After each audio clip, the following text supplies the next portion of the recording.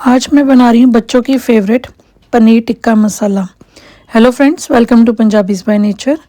Gravy बिल्कुल बनेगी restaurant जैसी, लेकिन बिल्कुल हैवी नहीं होगी।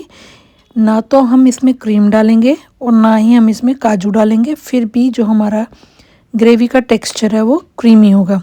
तो चलिए स्टार्ट करते हैं रेसिपी। उसके लिए सबसे पहले मैंने कैप्सिकम और पनीर काट लिए छोटे छोटे क्यूब्स में। और सबसे पहले हम एक मसाला तैयार करेंगे। मसाला हम घर में तैयार करेंगे, कस्टमाइज्ड मसाला तैयार करेंगे। मैं यहाँ पे लाल मिर्चें जो होती है वो नहीं डाल रही हूँ, अगर आप डालना चाहते हैं तो डाल सकते हैं। यहाँ पर मैंने लिया हरा धनिया 2 चम्मच, जीरा लूँगी 1 चम्मच, साथ में डालूँगी इलायची। आप घर पे जब मसाला बनाते हैं तो यही इसकी खासियत होती है कि आप इसमें चीज़ें कम ज़्यादा कर सकते हो। दूसरा मैंने यहाँ पे लिया हंग कर्ड। हंग कर्ड कैसे बनता है, आप दही को किसी भी छन्नी में डाल के थोड़ी देर के लिए रख दें, कम से कम आधा घंटा रखें। और ज़्यादा से ज़्यादा आप अगर उसको पूरी रात छोड़ते हैं तो पूरी रात छोड़ सकते हैं, तो जो पानी है वो निकल जाएगा और जो बाकी बचेगा वो आपका हंग कर्ड है। हंग कर्ड इसमें थोड़ा सा ज़्यादा सही रहता है। अगर आप हंग कर्ड बनाना भूल गए हैं तो फटाफट छन्नी में दही डालकर, चाय वाली छन्नी में दही डालकर आप उसका जो एक्स्ट्रा वाटर है वो निकाल लें तो आपका हंग कर्ड तैयार हो जाएगा। इतना वरी करने की ज़रूरत नहीं होती है। सिंपल सी रेसिपीज़ होती हैं। मेरी रेसिपी सिंपल तरीके में घरेलू तरीके से सिखाती हूँ, और अगर पसंद आती है तो लाइक ज़रूर करके जाना। फिर हम इसमें डालेंगे भुना हुआ बेसन। इस रेसिपी के लिए भुना हुआ बेसन अच्छा रहता है।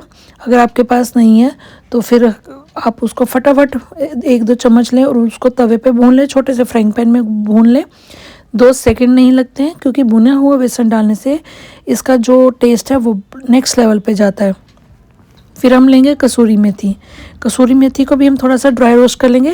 बेसन ड्राई रोस्ट किया, कसूरी मेथी ड्राई रोस्ट किया, और एक जो हमने मसाला बनाया उसको ड्राई रोस्ट किया। देखने में तामझाम ज़्यादा लग रहा है, लेकिन ये चीज़ें अगर आप पहले ही ड्राई रोस्ट करके रखते हो तो आपका ये भी टाइम बच जाएगा।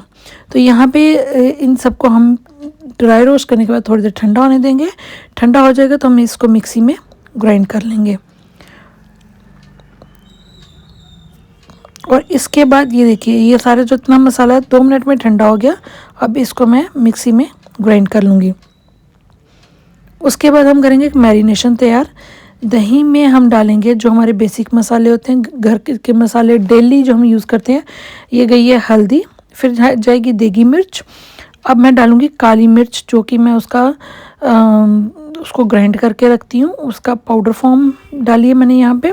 अगर आपके पास पाउडर फॉर्म नहीं है तो जब आप मसाले ड्राई रोस्ट करें तभी काली मिर्च डाल लेना, वो मिक्सी में साथ ही पिस जाएगी। ये हो गया जीरा, भुना हुआ जीरा पीस कर, और इसके साथ हम डालेंगे जो हमारा भुना हुआ बेसन है।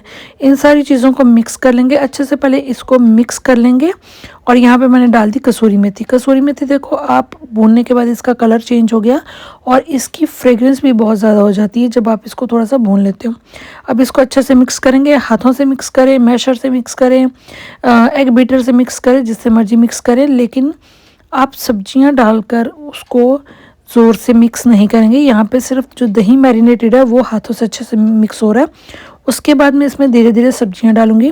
पहले हम डालेंगे कैप्सिकम। मैंने यहाँ पे कैप्सिकम ली है, green capsicum and yellow capsicum. आप अपनी चॉइस के अकॉर्डिंग यहाँ पे प्याज भी डाल सकते हैं, रेड कैप्सिकम भी डाल सकते हैं, जैसे आपके बच्चे पसंद करते हैं। तो ये देखिए, यहाँ पे मैंने सारा मसाला मिक्स कर लिया। अब इसमें डलेगा पनीर। पनीर बिल्कुल एंड में डलेगा, बिल्कुल सॉफ्ट हाथों से हम इसको डालेंगे ताकि जो पनीर है हमारा क्रम्बल ना हो जाए। बहुत धीरे से हम पनीर को मसाले के साथ नीचे से उठाएंगे और पलट लेंगे। ये देखिए कितने सॉफ्ट हाथों से हो रहा है, क्योंकि पनीर बहुत ही सॉफ्ट है, बहुत जल्दी टूट जाता है। तो हम धीरे से मसाला उठाएंगे और उसको पनीर के साथ लपेट के हम रख देंगे। इस मैरिनेशन को कम से कम आप 15 मिनट रखें। अगर कोई गेस्ट आ गए हैं तो सबसे पहले मैरिनेशन कर ले इस चीज़ की, और उसके बाद और 100 काम होते हैं, सैलेड काटना, आटा गूंद लगाना, वो सब कर सकते हैं। उतनी देर में मैरिनेशन हो जाएगी। इसमें ही मैंने डाल दिया धनिया। धनिया की जो पतली वाली डंडियाँ होती हैं, बहुत ही इनका फ्लेवर होता है, इनको कभी ना फेंकें। हाँ, मोटी डंडी है तो उसका कोई फ़ायदा नहीं, लेकिन जो पतली डंडी होती हैं वो फ्लेवर से भरपूर होती हैं। चटनी में भी डाल सकते हैं, ऐसे सब्जी में भी डाल सकते हैं।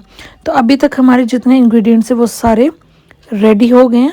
अब हम आते हैं ग्रेवी की तरफ। ग्रेवी हम बनाएंगे रेस्टोरेंट स्टाइल, लेकिन हम उसको हैवी बिल्कुल नहीं करेंगे। यहाँ पे मैं लगा रही हूँ जो मेरी मैरिनेशन, उसको एक तड़का लगा रही हूँ। इससे कलर थोड़ा सा और अच्छा आता है। यहाँ पे लिया मैंने मस्टर्ड ऑयल। मस्टर्ड ऑयल में डालूँगी देगी मिर्च और उसको थोड़ा सा हम तेल के साथ गरम करेंगे और इसको एक अच्छा सा तड़का दे देंगे। ये देखिए, ये फाइनल तड़का हो गया। अब इसको हम मैरिनेशन के लिए रखेंगे कम से कम 15 मिनट। उतनी देर में मैंने जितनी अपनी ग्रेवी के लिए जो भी मैंने चॉपिंग करनी थी वो कर ली। और यहाँ पे मैंने प्याज काट लिया, बहुत सारा धनिया काट लिया, और यहाँ पे मेरे पास है ginger garlic and green chilli की पेस्ट, और ये है मेरे पास टमाटर के क्यूब्स। तो अब चलिए चलते हैं ग्रेवी की तरफ। कढ़ाई रखेंगे। कढ़ाई में मैं यहाँ पे जो सब्जी है वो बना रही हूँ देसी घी में, और यहाँ पे मैं आपको दिखा रही हूँ कि मेरा सब कुछ रेडी है। अब बस 5 मिनट का काम है। इतना काम आप करके रख सकते हो, और जैसे ही कोई गेस्ट थाली बनानी है तो जैसे ही गेस्ट आते हैं तो फटाफट मिक्सिंग करनी है, और जितनी देर आपका बाकी काम होगा साथ में ये सब्जी बन जाती है। बहुत ही ईजी है, बहुत ही बढ़िया तरीके में बनती है, और उतना ही इसका टेस्ट लाजवाब होता है। यहाँ पे घी लिया है मैंने। घी को मैं कढ़ाई के साथ थोड़ा सा पलट पलट के उसको नॉन स्टिक टाइप हम कढ़ाई को कर लेंगे। और अब मैंने गैस कम कर दी। इसमें डाला है मैंने प्याज। सबसे पहले प्याज भूनेंगे। जीरा मैंने यहाँ नहीं डाला है क्योंकि भुना हुआ जीरा का मैंने पाउडर डाल दिया है, तो जीरा यहाँ पे नहीं डलता है। प्याज थोड़ा सा ट्रांसपेरेंट हो जाएगा, उसको हम देखेंगे। ट्रांसपेरेंट कराना है हमने फिर इसको नेक्स्ट स्टेज आएगी ब्राउन करना, लेकिन इसको जलाना नहीं है, जलने की स्मेल नहीं आनी चाहिए। तो यहाँ पे हमारा जो प्याज है वो थोड़ा सा ब्राउन हो गया। अब इसमें जो 3G पेस्ट है, ginger garlic and green chilli paste, वो डाल देंगे, और साथ में ही टमाटो प्यूरी डाल देंगे। अगर आप टमाटर डाल रहे हैं तो टमाटर का छिलका रिमूव कर लेना, वो अच्छा नहीं लगेगा इसमें, क्योंकि इसको हम पीसेंगे नहीं। वो जो पीसने वाली ग्रेवी होती है वो दूसरे तरीके से बनती है, और इसमें इसलिए मैंने टमाटो प्यूरी ली है। अगर आप टमाटर ले रहे हैं तो उसका छिलका उतार लें। और यहाँ पे फिर हम एक बार जो बेसिक मसाले होते हैं, देगी मिर्च एंड हल्दी और थोड़ा सा नमक, वो डालेंगे। मसाले को तब तक भूनना जब तक ये ऑयल ना छोड़ दे।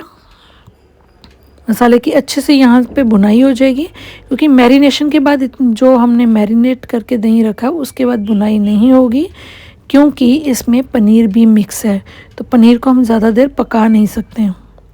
तो धीरे से हम इसको कड़छी से उठा के जो मसाला हमारा भुन गया उसमें डालेंगे। अब इसमें हमने डाला है दही, तो हम इसको लगातार धीरे धीरे लगातार चलाते रहेंगे, ताकि जो हमारा दही है वो फटे ना, और जो पनीर है हमारा वो टूटे ना। तो कोई इतना मुश्किल नहीं है, आराम से आप धीरे धीरे इसको हिलाते रहेंगे, तो ये आपका जो दही है वो फटेगा नहीं। उसके बाद मैंने डाला नमक, डाला कसूरी मेथी डाली अगेन, और ये है घर की मलाई। घर की बिल्कुल फ्रेश मलाई है। ज़्यादा से ज़्यादा 2 दिन की होनी चाहिए, उससे ज़्यादा पुरानी मत लेना, और वो खट्टी ना हो।